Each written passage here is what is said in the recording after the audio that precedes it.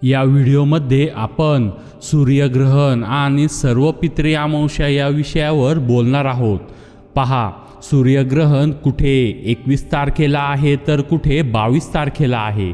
पण जे लोक भारतात राहतात त्यांना कोणतेही नियम पाळण्याची गरज नाही, कारण सूर्यग्रहण भारतात दिसणार नाही। जिथे ग्रहण दिसत नाही तिथे कोणतेही नियम पाळण्याची आवश्यकता नसते। आता आपण बोलूया सर्व पितृ अमावस्याबद्दल। सर्व पितृ अमावस्या हा पितृपक्षाचा शेवटचा दिवस असतो। हा 21 तारखेला येईल, बरोबर। आता पहा, पितृपक्षामध्ये पितृलोकातून येतात। ते या आशेने येतात की आमचे स्वजन, आमचे नातेवाईक आम्हाला जलाद्वारे तृप्त करतील अथवा पिंडदानाद्वारे आम्हाला तृप्ती देतील।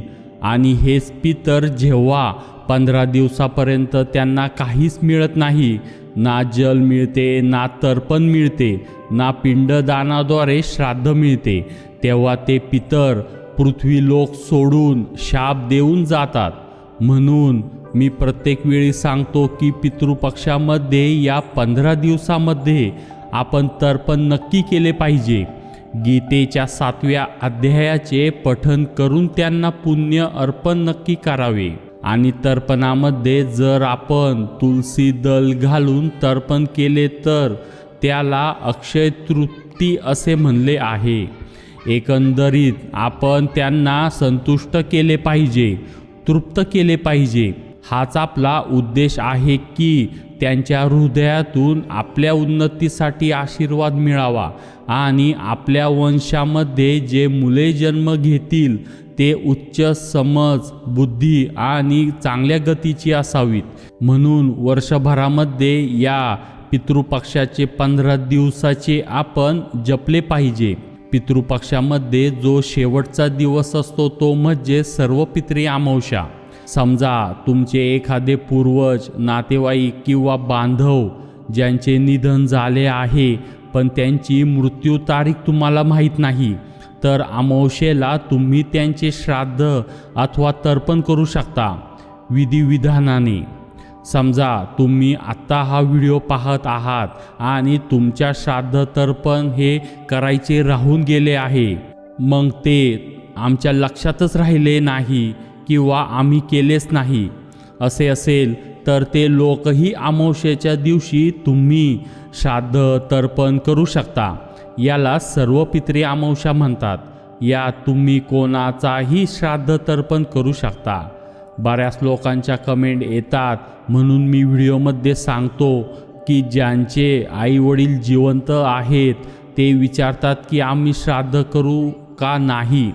तर पहा, हे श्राद्ध आणि तर्पण फक्त आईवडिलांसाठी नसते, यात आपण दिव्य मानवांना सुद्धा तृप्त करतो, देवतांनाही तृप्त करतो, यम देवालाही तृप्त करतो, आजूबाजूचे भूतगण, भूत प्रेत यांनाही आपण तृप्त करत असतो। सर्व पितृ अमावस्या आपल्या किती महान सनातन संस्कृतीचा हा भाग आहे। आता पहा, अमावस्या ही पितरांची शेवटची आशा असते। जर तुम्ही 15 दिवसात काही केले नाही तर हा एक शेवटचा दिवस राहतो।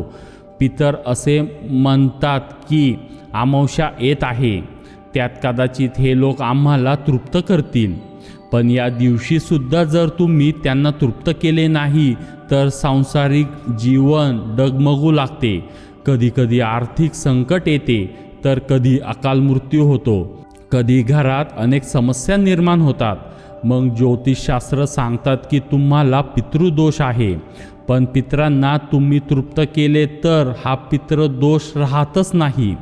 म्हणूनच मी सांगतो, प्रत्येक अमावस्याला पितरांसाठी तर्पण करत चला। या सर्व पितृ अमावस्याला शास्त्रामध्ये मोक्ष अमावस्या असेही म्हटले आहे। आता अमावस्याची तिथी कोणती ते आपण पाहू। अमावस्या 21 तारखेच्या पहाटे 12:16 सुरू होऊन 22 तारखेच्या पहाटे 1:23 राहणार आहे। शास्त्रामध्ये अमावस्या ही पितरांना अर्पण केलेली आहे। वर्षभरात 12 अमावस्या असतात, कधी अधिमास असेल तर 13 अमावस्या येतात। यामध्ये आपण पितृकार्य केले पाहिजे। महाभारतात म्हणले आहे की अमावस्यापासून शुक्ल पक्ष सुरू होतो, जो पितरांचा दिवस मानला जातो। तसेच पौर्णिमेपासून अमावस्यापर्यंत हा कृष्ण पक्ष असतो, तो पितरांची रात्र मानली जाते। म्हणून अमावस्या म्हणजे पितरांचा सकाळचा आरंभ। ब्रह्मदेवांनी अमावस्या पितरांना समर्पित केली आहे। जे अमावस्याला पितरांना तृप्त करतात ते या लोकातही सुखी राहतात आणि परलोकातही सुखी राहतात। आता पितृकार्य करताना काही गोष्टी लक्षात ठेवल्या पाहिजे।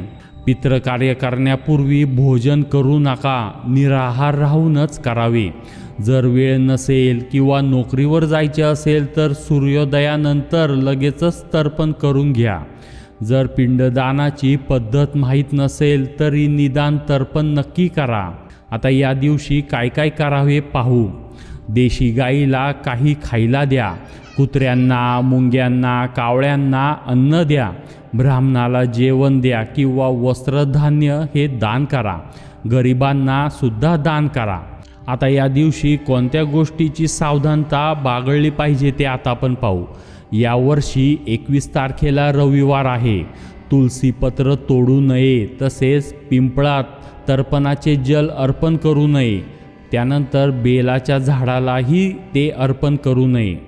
त्यानंतर तुलसीपत्र 1 दिवस आधी तोडून ठेवा किंवा माळीकडून आणा। त्यानंतर संध्याकाळी श्राद्ध करू नका। तसेच तर्पण करताना काळे तीळ नक्की वापरा। दुसऱ्याचे अन्न हे खाऊ नका।